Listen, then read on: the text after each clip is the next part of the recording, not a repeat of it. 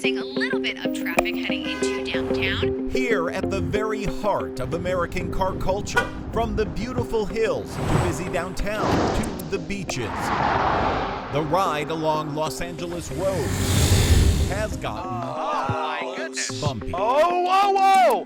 Infamous car chases, countless flashing lights, fevered caught-on-camera moments, and all of it driven by I'm parked in the regular public street. one Lights come on and they pull off. crime. Like 2 hours, and the truck was gone.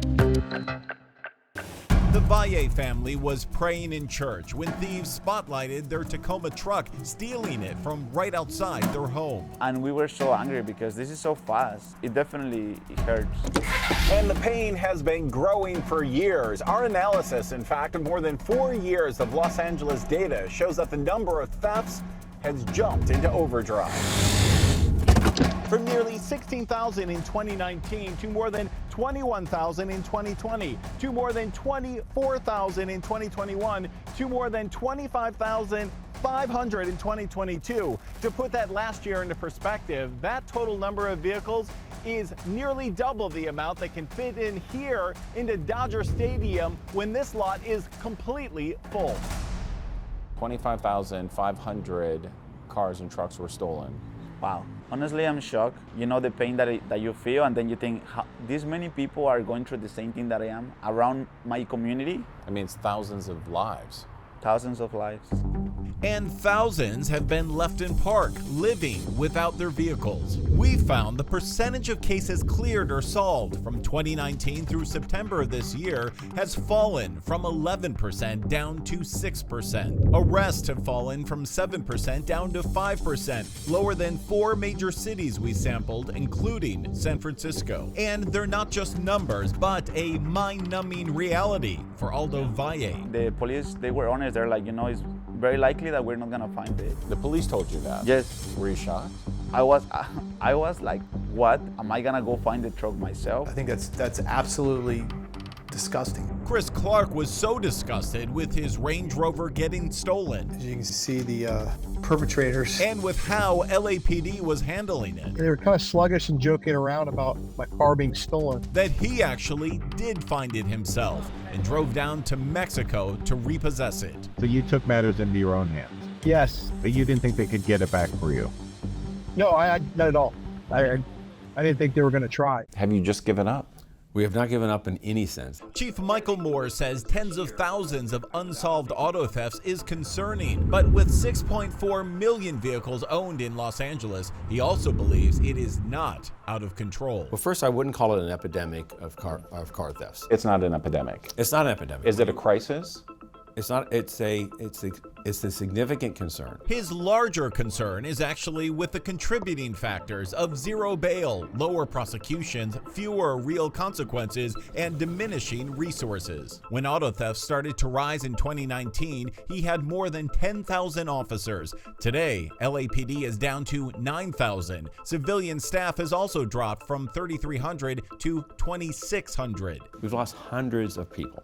Right, 1,000 personnel. But despite those dramatic declines, the chief insists there are some measurable gains. You don't think it's getting worse?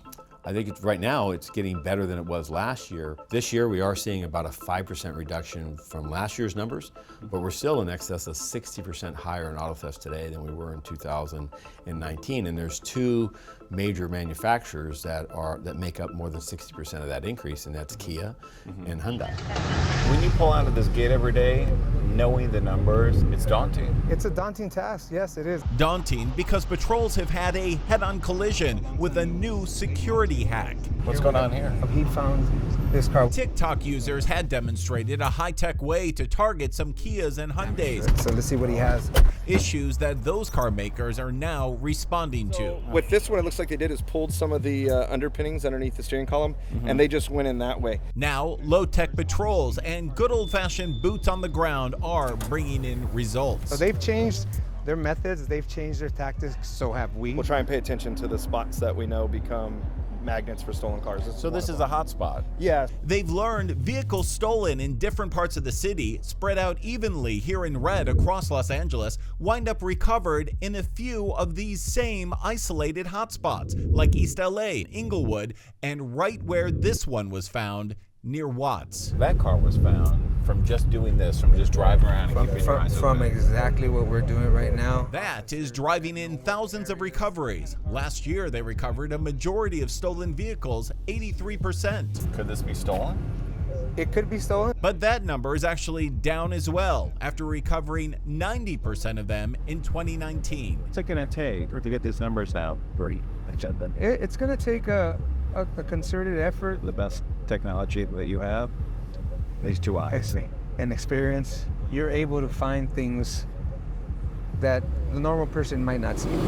They do see some success, but admit it's still small. Trying to stop the bleeding sometimes rather than just heal the wound altogether. This is the best outcome for a victim once it's stolen. Yeah, unless right you, here. yes. Gaining even an inch left victim Lee Tran feeling that LAPD did go the extra mile for him. And that was this morning it got stolen? Yeah. Luckily, the cops found it today, so.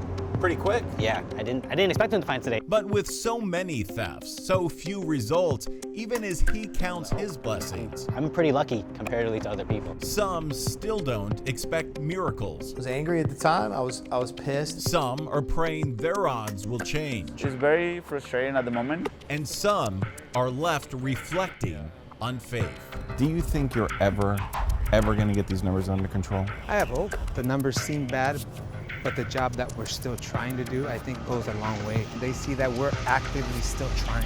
One at a time. One at a time, one person at a time, one call at a time. That's all we can do, and we're not gonna stop.